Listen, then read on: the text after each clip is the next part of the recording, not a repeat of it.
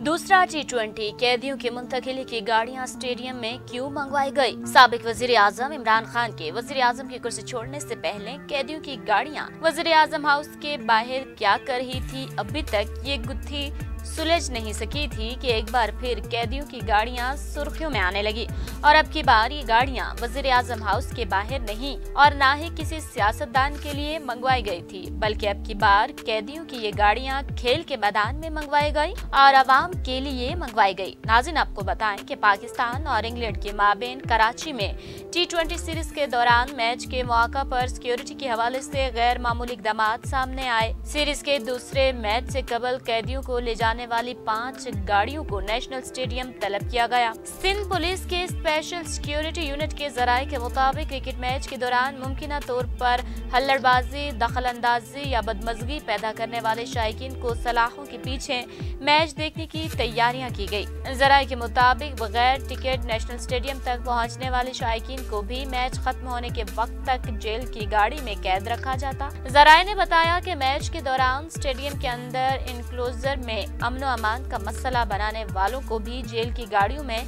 कैद कर लिया जाएगा। जराये का ये भी बताना था कि मैच के रोज का टिकट और असली शनाख्ती कार्ड रखने वाले शायकीन को ही पार्किंग से शटल में बैठने दिया जाएगा। सिक्योरिटी हुकाम की जानिब से स्टेडियम के गेट्स पर रश से बचने के लिए शायकीन को वक्त से पहले पहुंचने की भी ऑफर दी गई थी।